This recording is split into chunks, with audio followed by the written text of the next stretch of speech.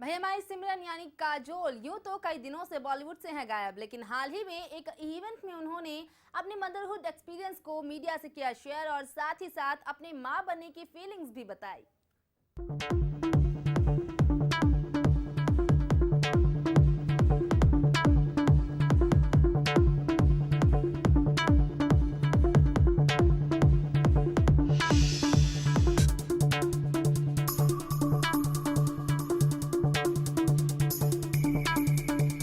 I have to say that the children were very well behaved for that matter.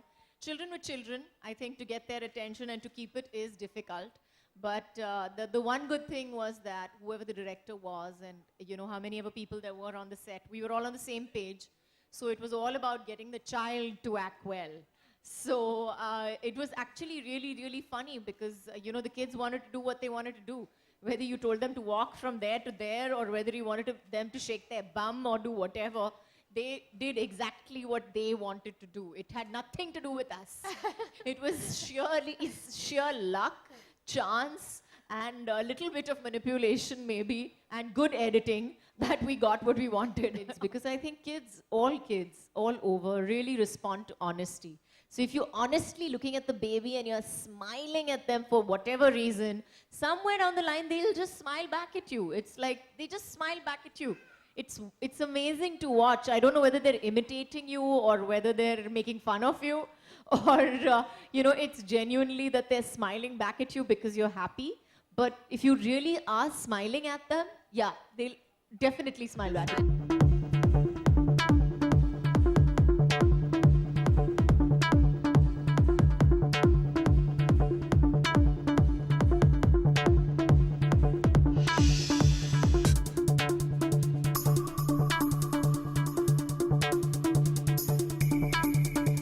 मुझे लगता है कि जब बच्चे छोटे होते हैं तो उनकी इम्यूनिटी बहुत कम होती है, specially newborns. The mortality rate in our country is really really high of children before the age of 2, and that's because of the hygiene standards that we think are that हम लोग normal ले रहे हैं. हम लोग जिस हिसाब से normal, जैसे हमारी माएँ और हमारी दादी करती थी हमारे साथ, तो I think in today's day and age जिस दुनिया में हैं अभी उसका पोल्यूशन लेवल इतना ज़्यादा हो गया है कि we can not take it for granted any more. हम जो पहले सोचते थे कि यू नो हमारे माँ बाप सिखाते थे हमको कि यू नो बेटा हाथ मुंह धो के फिर खाने पे बैठ जाओ. हम सोचते थे कि ये एक आदत है जो मेरी दादी ने सिखाया था, जो मेरी दादी और मेरी मम्मी मेरे को सिखाया करते थे. लेकिन अभी वो आदत एक ज़रूरत बन चुकी है. और हाइजीन जो है I think it's actually a question of it's actually a question of life and death at the time of, you know, when you compare it to kids. It's really a question of life and death. Because when they get diarrhea and pneumonia, it can only be cured because of strict hygiene. I think her doctor भी कहता है आपको, अगर आप doctor से भी बात करो, तो इस केस में जो छोटे बच्चे हैं, उनको दवाइयों से ज़्यादा फ़र्क नहीं पड़ता है, लेकिन उसको हाइजीन से फ़र्क पड़ता है. आपको पानी बॉईल करना चाहिए, आपको हाथ धोने चाहिए साबुन से. वो भी पानी से नहीं, साबुन से धोने पड़ते हैं. Nicely wash your hands, keep everything sterilized and clean. It's really, really, I can't stress on the importance that it is, that it takes for kids. I think इसी वजह से जब मेरी बेटी पैदा हुई थी और मैं माँ पहली बार बनी थी और मुझे जब डॉक्टर ने बताया कि you know this is what you have to do and this is what you have to do, and I was like इतना सारा काम. I was just like सोच के मुझे टेंशन हो रहा था उस वक्त. और लेकिन I realized slowly and surely that the best thing that I could do for my child at that point of time was to keep myself and my surrounding area hygienic and clean.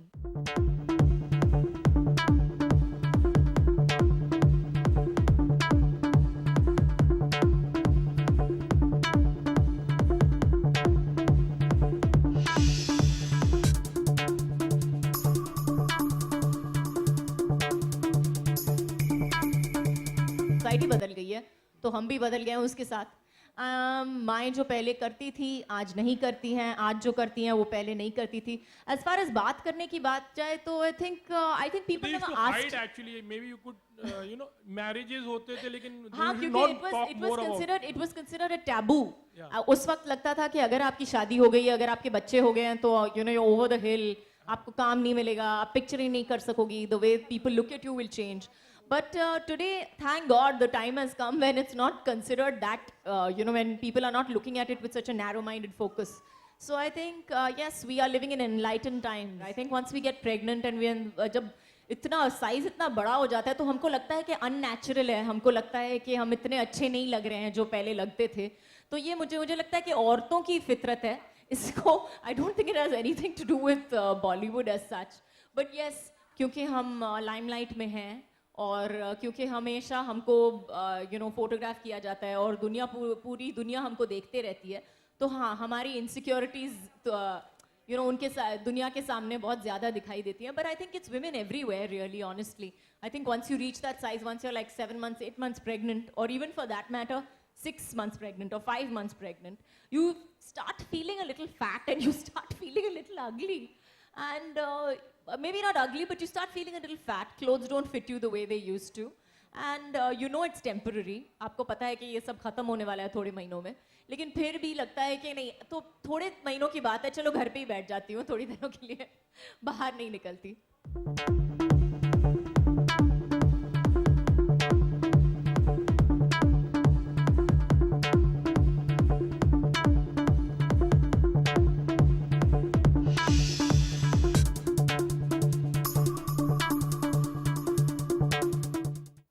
ये तो सुहानी और युवराज real life में तो कभी romance करते नहीं दिखे, लेकिन चुलबुली सी सुहानी ने सपनों में ही अपने युवराज संग कर ली थोड़ी सी रोमांस, और वो भी गाना गाकर. चलिए आपको दिखाते हैं. मैं वारी जावा, मैं वारी जावा,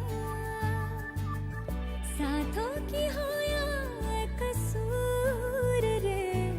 मैं वारी जावा, मैं वारी जावा.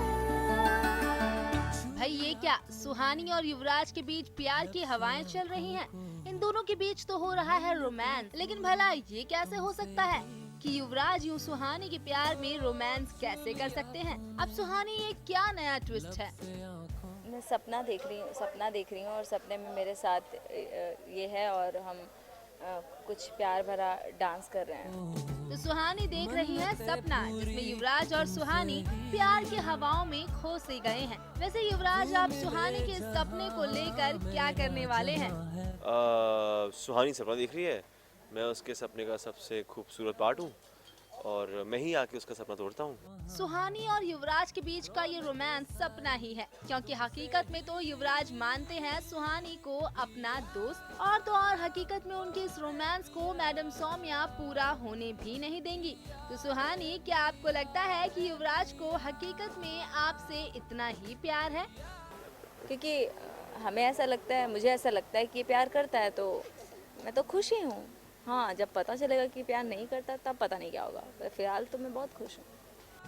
तो देखा आपने, सुहानी अब तक युवराज और सौम्या को लेकर अनजान बनी है, और इस भोलेपन का पूरा फायदा उठा रही हैं उनकी बेस्ट फ्रेंड सौम्या. वेल, कुछ भी हो, सुहानी के इस हसीन सपने को देखकर तो बस यही लगता है कि इनका ये सपना जल्द ही सच हो जाए और मैडम सौम्या युवराज से हमेशा हमेशा के लिए दूर चली जाएं.